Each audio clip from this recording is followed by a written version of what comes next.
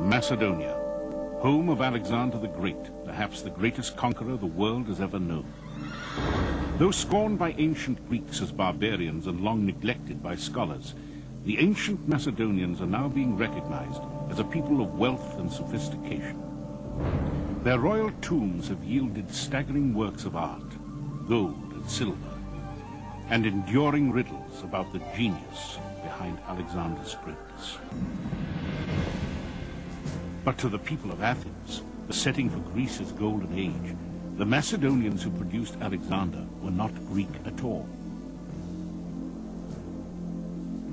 Because the Macedonians were a warlike people, subject to autocratic kings, the Athenian orator Demosthenes saw them as completely barbarian, unfit even to be slaves.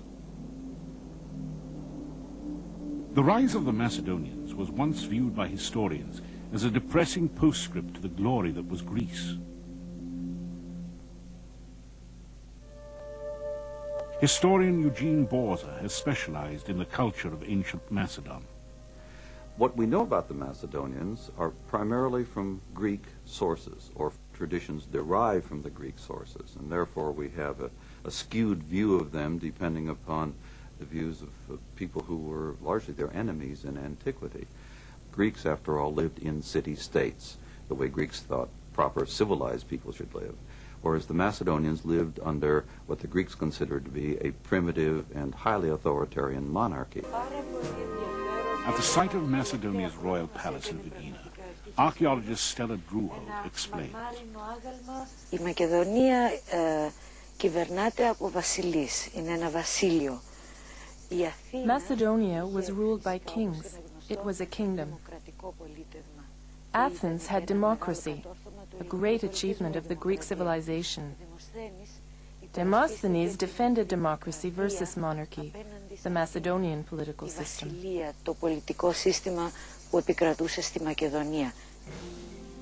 Philip, seeking the acceptance of the Greeks, sent a horse and chariot to the Olympic Games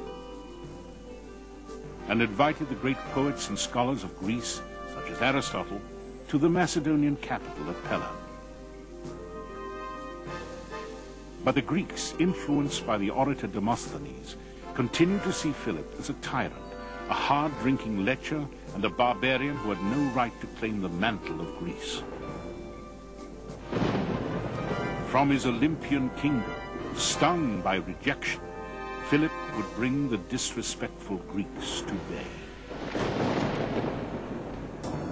Through force of arms, Philip united the Macedonian kingdom and defeated neighboring tribes to the north and east.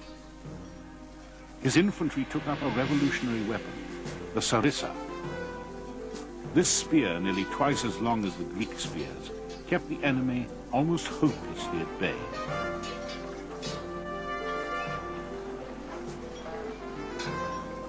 He perfected the previously little-known art of siege warfare, creating a corps of engineers to design siege engines and catapults that became the terror of Greece.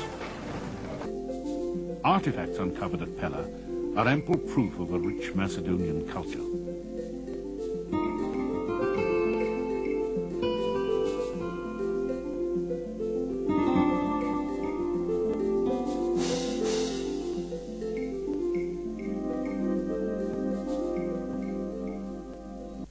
Excavations by our colleagues in Greece have brought to light sufficient examples of an exquisite taste in art that suggests that these Macedonians were not a race of barbarians as Demosthenes and other Greeks had charged. Eugene Borza believes historians of Alexander and his world conquest have obscured the culture of the Macedonians. For Borza, the truly heroic figure of Macedonian history, by far a better example of its greatness, was the father of Alexander, Philip II. Undoubtedly, Alexander was young and impetuous and brilliant, and perhaps, along with Napoleon, the greatest military genius of all times. But he was not a thinker and a planner as Philip was. Philip had enormous diplomatic as well as military skills and was a leader of men in a way that perhaps Alexander was not. The most significant Macedonian artifacts yet found are in the village of Vergina, some 30 miles north of Mount Olympus in northern Greece. Archaeologists now believe this to be the ancient city of Aegae. Here in 1977, a team led by acclaimed Greek archaeologist Manolis Andronikos found a tomb apparently undisturbed since the 4th century BC. It was the first intact Macedonian burial ever found. Archaeologist Stella Druho, now director of the Vergina site, assisted Andronikos during his momentous excavation. Στο σημείο να ανοίξουμε τον τάφο ήταν για μας και σαν αρχαιολόγοι και σαν... We got to the point of opening the tomb. It was an impressive experience for us as archaeologists and as human beings. We had to be calm and accept what we found. When we entered the tomb, we stopped thinking as scientists, but felt as humans the deep connection between ancient times and our own. Που μπαίνει σε έναν χώρο από τα παλιά χρόνια, συνδέει το χρόνο, τον παλιό χρόνο με τον νέο. As Manolis Andronikos and his team scrambled through a hole made above the marble doors, they saw a room brimming with treasure. A gilded quiver leaned up against the marble doors. Behind it lay 74 arrowheads and decomposed wooden shafts. Exquisitely made bronze and silver vessels.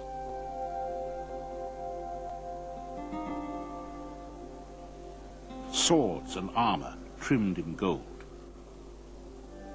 A crested helmet of the style worn in Philip and Alexander's military campaigns.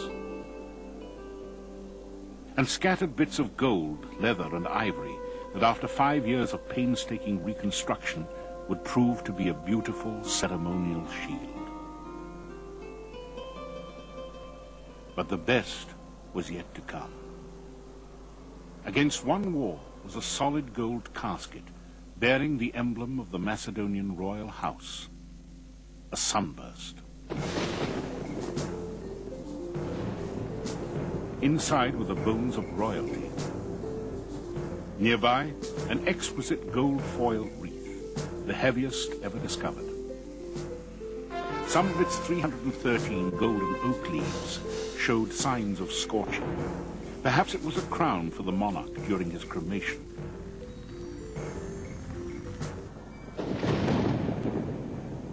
Though the identity of the buried king is unknown, the treasure found in the tomb is unmistakable proof that the Macedonians were not a barbaric tribe whose only accomplishment was making war.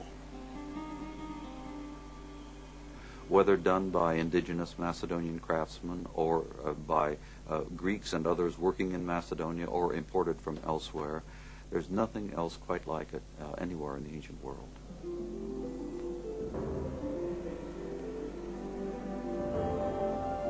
Archaeologists are finding increasing evidence that the Macedonians had a far more sophisticated culture than previously thought.